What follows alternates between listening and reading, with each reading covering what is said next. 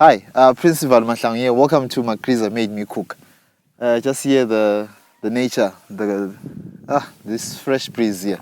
Okay, so today on the show, I want to look at a root and bark extracted herb that's known as Isihaqa. So the purpose of Isihaqa, or the use of Isihaqa, mainly is to regulate bile. Bile in Isindebele is called Inyongo. So service full controller Inyongo. So remember, there are times when you wake up feeling very sick, and sometimes you start vomiting this yellow substance. And if it's extreme, it's a green substance. That substance is called Inyongo. So there's a herb that regulates that on a day-to-day basis. So in today's video, we want to look at how it is processed from the root stage right up to the consumption stage. Welcome to the show. Don't be a sickly man. Don't be a sickly man. Sickly man. Don't be a sickly man. Sickly man. Don't be a sickly man. Sickly man. Don't be a sickly man. Sickly man. Don't be a sickly man. Sickly man. Don't be a sickly man. Sickly man. Don't be a sickly man. Sickly man.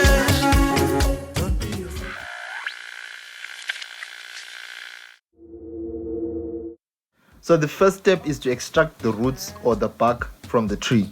So Isihaqa in ChiShona is known as Muremberembe. In SeSotho is known as Mvelela. In English it's called wild garlic. In Afrikaans it's called Wildeknoffel. In IsiZulu it's known as Isweli-Lezinyoka and also Isihaqa. The Isihaqa tree is a medium-sized tree with a rough bark, and the most vivid feature is the very long seed pods, which often remain hanging on the tree for months. And also the beautiful abundant yellow flowers are evident from the months of September until December. Additionally, also young branches are sometimes browsed by animals, and seeds are popular with birds and are also fed upon by insects. So as I mentioned earlier on, Isihaqa is mostly used to cure or to regulate Inyongo, the bile. So Isihaqa is best consumed in the morning on an empty stomach. If you wake up, so the best also is to place the bottle of Isihaqa where you can see it when you wake up in the morning. Don't put it in a cupboard or in a container or in a sealed place, because you won't consume it. But when you wake up and you see Isihaqa, you would now consume this herb. So early in the morning on an empty stomach. The another misconception is that this herb is a raw herb, but it's now widely consumed also in urban areas. Here in Bulawayo, you can find the herb in herbal markets like the one in Makokoba. So in terms of the intensity, so the bitter the taste of Isihaqa, the stronger is the herb. So the bitter the taste, the high quality that you receive in consuming that herb. So yeah, that's Isihaqa. You now need to wash the herbs. Since we're taking it from the ground, we now just need to wash, just to remove those sand particles. So I've just found a beautiful stream here with water, fresh water, that I'm going to use to wash the herb. Make sure to wash the herb thoroughly. When you are drinking your Isihaqa, it is very fresh. So let's get down. Let's get down. Don't be a sickly man. Don't be a Remember, this is a very important step. Very important step. Okay. And when the so vele Isihaqa sakho siyaphuma simnandi. Sivava. Okay, so just the difference between bark and root, almost similar. This is the root and this is the bark. But for the best type of Isihaqa, the root. So after this stage, we now go to the next stage. We were going to dry this herb. So this herb is not sun dried. Remember, we once did a video on Intolwane and Umkukutu where we sun dried. But this herb is not sun dried. You actually place a herb in, find a newspaper and just go find a clean space inside your house and just place the herb. Just let it dry naturally there for 2 days.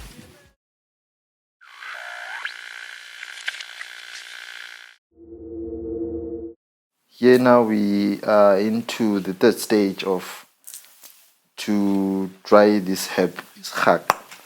Okay, so what we want is something like this. Yeah.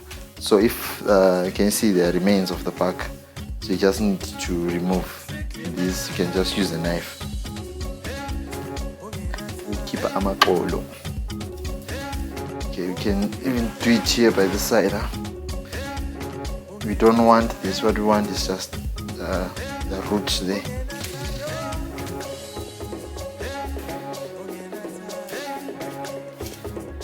Okay, I'm just using a steak knife here,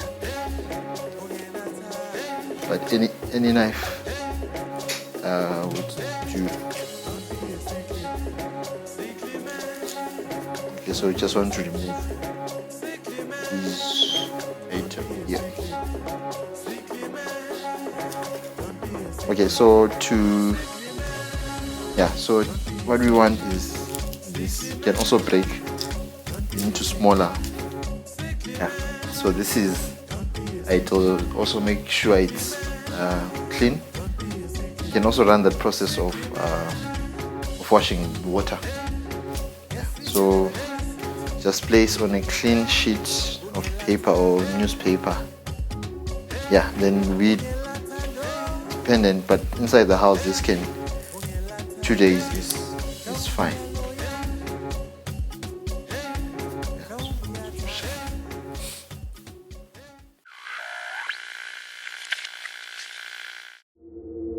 So it take if it's sunny, it will take you 2 days to prepare Isihaqa. But if it's raining or if it's cold, it will take about 4 to 5 days. So the trick now is if it's like this hard, it's now got that hard texture. It's now ready for consumption. So Isihaqa is compared to other herbs. It's really not a problem in the preparation. So now I just want to look at the consumption. What you do now with this. So just look for a 2-liter water bottle. I'll just use a 2-liter bottle so for us to do the math a bit easier now. So we use a 2-liter bottle at home. And what you do now, when you're now adding the ingredients to that 2-liter bottle, just add 30% of that container of the 2-liter bottle, just near beneath the surface there. So just add these bags into your container, clean, empty water bottle or another 2-liter bottle that you can find. Then just pour in water until to the neck of the bottle. Then leave that bottle to immerse itself. If you can do that overnight, then drink Isihaqa in the morning. On the math now, if you're looking at the 2-liter bottle for one person, just find the standard consumption should be 200 mils. So if you find there's a cup, just half of that cup, just pour Isihaqa. Or if you can find, I think the baby cups do well, but just aim for 200 milliliters. So if it's 2 liters, this is how it works now. So if you reach let's say 1.8 milliliters, that's where you now refill your Isihaqa. So because you don't consume or you don't drink all of it, then start again. When there's just small quantity left, about 200 milliliters, refill your Isihaqa. So if it's one person consuming 200 milliliters per day, remember Isihaqa is a daily herb that you consume every day. It will take them, if you divide 1.8 by 200, that is 9 days to refill. So you refill, pour in water again, then do the same process. So 9. So now to remove the bugs, these ones, when must soap, or when the strength of the herb is finished, you refill these 3 times. But this is depends on the intensity of Isihaqa. So remember, Isihaqa, because of the regions of the climates, it differs. Isihaqa that's made here in Zimbabwe obviously different from the one that's in Botswana and KwaZulu-Natal and so on. So I would recommend about 3 takes at most, then you start again the whole process. So if it's 2 people, the ratio is still the same. Consume 400 mils per day into 1.8. That means you drink that 4 times before you fill with water again. Then for a family of 4, one person 200 mil, another person 200, so that will be 200 mil by 4. That is 800 mil. So if you multiply 800 mil, or if you divide 1.88 by 8, that will give you about 2 times, and there's 200 mil left. So it means a family of 4 will need to refill after every 2 days. You need to refill after every 2 days. Just following that cycle. So it depends on how many you are. If you are alone, 200 milliliters is just perfect for you. That's the bulk if you want to pour into water. Then since Isihaqa is a daily herb, you now need to also consume let's assume you're traveling, you're on the road. What you can do now, you can now use the powder form. I like using the powder form when I'm traveling outside here, the city of Bile, going outside. What you do now, you take these bags, you crush them. Okay, so crush, then surf, then you remain with the powder. Then just find a small plastic where you can like put the crushed powder there. Then when you're traveling, just put your clothes, then just put this Isihaqa on top of the clothes there when you're traveling with. Then when you get to your hotel, when you get to wherever you're going, just find a cup and just use half a teaspoon of that crushed powder into that cup. Then pour water also based on the quantity of 200 milliliters. So that's the one for the powder for traveling. But additionally, others also like crushing the powder and just drinking it on a day-to-day basis. I call the powder Isihaqa, the 2 minute Isihaqa, because you can just prepare it in 2 minutes. Because remember we were saying it takes about an overnight. If you don't have the time, just prepare the powder. Then when you wake up in the morning or when you're busy, just take the powder and just consume. So that's the one for powder, perfect when you're traveling. I just want to talk about the importance of this herb. I think we've been emphasizing that during the course of this video. Why this herb is important, if you look at back in the times, our ancestors, they used to take this herb, they were sort of like being proactive, dealing with these toxins in the body. So like Isihaqa deals mostly with the bile. But if you add like this other herb that we spoke about, the is important for what we call Islam. So if you add these two herbs, basically you cleanse your body and the vitality there. So it was important back then. They were working more and like consuming less of these processed sugars that we're consuming today. Then they would take this, clean the body every single day. Then now I think it's more important for us to take this because the level of the sugar, level of fizzy drinks that we're drinking, it's just out of this world. So it's now important for us to be also proactive and try to cleanse our body on a day-to-day basis. Let's not just wait for when there's a disaster you have to go to the hospital.